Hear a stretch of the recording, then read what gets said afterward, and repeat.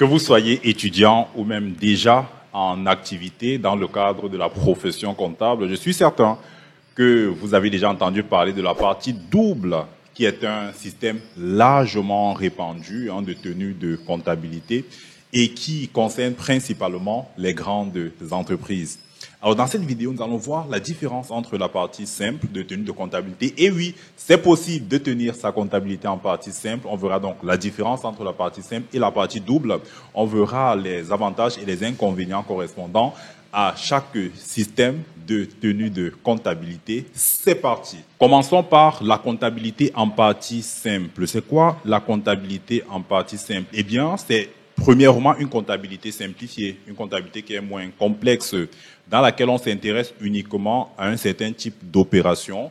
On va s'intéresser soit aux recettes, soit aux dépenses. Donc, on s'intéresse ici uniquement aux opérations qui vont impacter la trésorerie de l'entreprise, qui vont influencer, qui vont donc entraîner un mouvement dans les espèces dont dispose l'entreprise, qui vont entraîner un mouvement dans le compte bancaire de l'entreprise, qui vont entraîner un mouvement dans tout ce qui est mobile money, par exemple. Donc, on s'intéresse uniquement à ce qui va toucher la trésorerie. Aux recettes, ça veut dire tous les encaissements, toutes les entrées d'argent, d'une part, et d'autre part, aux dépenses, tous les décaissements, toutes les sorties d'argent. Donc, c'est uniquement ce type d'opération, n'est-ce pas, qu'on va retenir dans la comptabilité simplifiée, qui est une comptabilité en partie simple, en ce sens que une opération va uniquement être enregistrée dans un compte. La notion de contrepartie n'existe pas dans la comptabilité en partie simple. Donc, les opérations sont enregistrées dans un compte unique qui est un compte de trésorerie. Les opérations sont enregistrées dans un journal unique qui est un journal de trésorerie. La notion de contrepartie n'existe pas. Pour toute opération, on va juste écrire une ligne d'enregistrement avec la date, le libellé, le montant, et puis éventuellement la rubrique concernée. Donc c'est ça la partie simple. À la fin de l'année, on va faire la différence entre les recettes d'une part et les dépenses d'autre part. Donc si les recettes ont été supérieures aux dépenses, on va parler ici d'un résultat de trésorerie excédentaire, n'est-ce pas? Un profit de trésorerie, on peut dire ça. Et puis si c'est l'inverse, on parlera plutôt d'une perte nette. Alors, je vais vous montrer un exemple pour que vous ayez une idée claire de comment se déroule une comptabilité en partie simple. Ici, je vous présente le journal de trésorerie tel que défini par le plan comptable général de l'OHADA et qui vous permet d'avoir un aperçu du mode de fonctionnement d'une comptabilité en partie simple. Donc ici, ça signifie tout simplement que vous allez reporter ici le solde de la trésorerie de l'exercice antérieur. Et pour la première opération, si l'opération est par exemple une recette, vous mettez la date là, vous mettez le libellé de l'opération, vous mettez le montant de la recette et vous calculez le solde qui va donc être un solde qui augmentera du fait de cette nouvelle recette. Et vous allez identifier ici le type de recette. Si c'est une vente, vous allez mettre le montant de la vente. Si c'est une autre catégorie de recettes, vous mettrez cela dans la colonne appropriée. Dans le cas inverse, si on est en présence d'une dépense, vous allez toujours, on reste dans le même journal. Donc, on note ici que dans la comptabilité en partie simple, on n'a pas une pluralité de journaux. On a un journal unique dans lequel on passe toutes les opérations. On a un compte unique, c'est pourquoi ici il n'y a pas de numéro de compte. Les dépenses vont donc être inscrites dans le même journal que celui des recettes et on va juste préciser ici le type de dépense. Est-ce que c'est du matériel? Est-ce que c'est de la marchandise qui a été achetée? Est-ce que c'est du loyer qui est payé? Est-ce que c'est des salaires qui sont versés, etc. On va juste distinguer, on va faire une ventilation de la dépense ou une ventilation de la recette selon le cas. Et puis à la fin, en fin donc d'année, on a une variation de la trésorerie qui va être déterminée juste là en dessous. Prenons un exemple pour que ce soit beaucoup plus clair dans votre esprit, un exemple d'opération qu'on pourra comptabiliser dans un système comptable en partie simple. Donc ici, je prends un exemple d'achat de marchandises effectué le 1er mai pour un montant de 25 000 francs au fournisseur Eran, le numéro de facture c'est 001, payable le 15 mai. Donc, le 1er mai, vous recevez votre facture d'achat. Vous avez certainement été livré d'une marchandise d'un montant de 25 000 francs, mais seulement le paiement, il est différé, il est effectué pour 15 jours plus tard, donc bien après l'achat. Vous noterez que dans la comptabilité en partie simple, le 1er mai, étant donné qu'il n'y a pas eu de mouvement de trésorerie, il n'y a pas eu de décaissement, à la suite de cet achat, aucune opération ne va être enregistrée en date du 1er mai.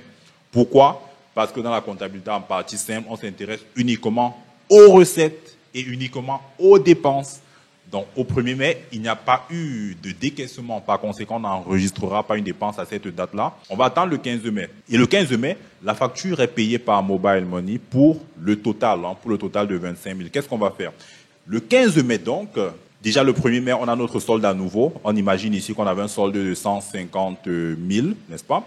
Et puis, le 15 mai, sachant que c'est au 15 qu'on paye la facture du fournisseur, c'est le 15, donc, qu'on va enregistrer le paiement. Donc, la notion d'enregistrement d'un achat à crédit, d'une vente à crédit, ça n'existe pas dans la comptabilité en partie simple parce qu'on s'intéresse ici uniquement à tout ce qui va influencer la trésorerie de l'entreprise. Donc, le 15 mai, on va enregistrer ici un paiement de 25 000 francs et on va constater ici un solde qui diminue, qui passe de 150 000 à 125 000. Donc, vous noterez que c'est la réglementation, n'est-ce pas, qui va déterminer quelles sont les entreprises qui seront autorisées à utiliser la comptabilité en partie simple. Mais de manière générale, ce sont des entreprises qui sont toutes petites, qui font un petit chiffre d'affaires, et à celles-là, on leur accorde donc cette dérogation d'utiliser la partie simple pour enregistrer, lister en quelque sorte les opérations de trésorerie qu'elles ont eues au cours de l'année. Et puis en fin d'année, pour les besoins de leur compte annuel, il y a des travaux spécifiques qui doivent être effectués pour sortir le bilan, le compte de résultat, et puis un ensemble de tableaux pour leur comptabilité. Maintenant, parlons de la partie double. Donc la comptabilité ici en partie double, c'est une comptabilité où premièrement, on va chercher à enregistrer toutes les opérations de l'entreprise sans exception. Rappelez-vous, on vient de voir, dans la partie simple, on s'intéresse uniquement aux recettes et dépenses. Cependant, dans la partie double, c'est toutes les opérations qui sont concernées.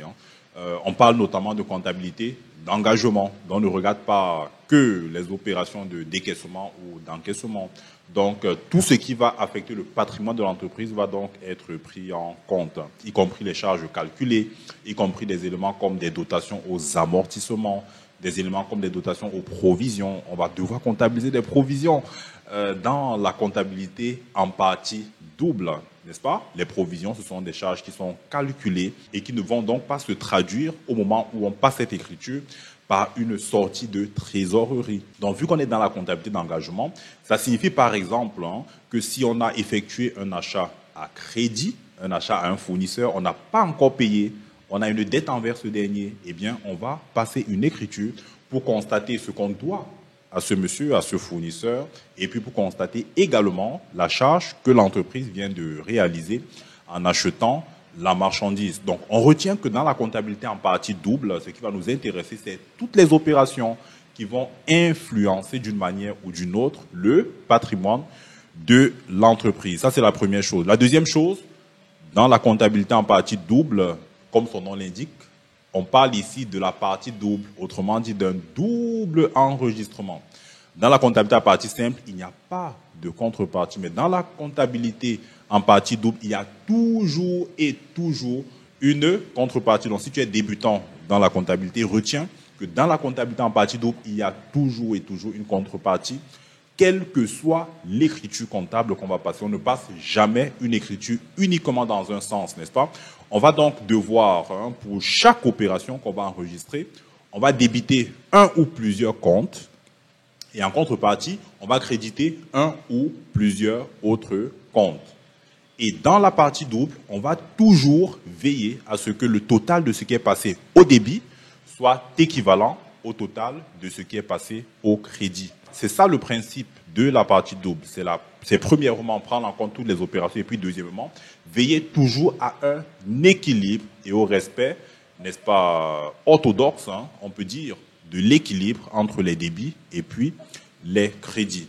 On va prendre un exemple pour que tu puisses mieux comprendre. On va récupérer exactement le même exemple que j'ai utilisé dans la partie simple. On a notre achat qui est effectué le 1er mai pour un montant de 25 000 au fournisseur Iran, le numéro de facture, et puis payable au 15 mai. Donc, le paiement ne se fait pas le jour où on reçoit la livraison. Ça ne se fait pas le jour où on reçoit la facture. Le paiement se fera le 15 mai par mobile money. Donc, dans la comptabilité en partie double, on ne dira pas que, bon, vu qu'on n'a pas payé au 1er mai, on ne va rien passer dans les comptes. Absolument pas.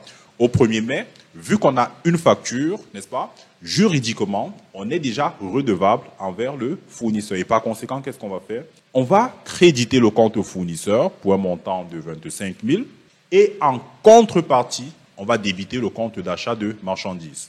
Si on avait pris en compte la taxe sur la valeur ajoutée, parce que normalement, dans cette opération économique, à moins que l'achat de marchandises en question soit exonéré de TVA, mais si on avait pris en compte la notion de TVA ou même la notion de retenue d'un acompte sur le revenu prélevé donc au fournisseur en question, eh bien, on aurait eu des lignes supplémentaires.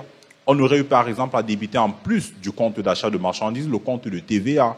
Et puis, à la fin, on devrait toujours vérifier que ce qui est passé au débit dans différents comptes, en termes de valeur globale passée au débit, doit être équivalent à ce qu'on passe au crédit du compte fournisseur. C'est ça le principe de la partie double. Toujours l'équilibre. Équilibre dans le journal, parce que le journal va enregistrer chronologiquement les opérations de l'entreprise.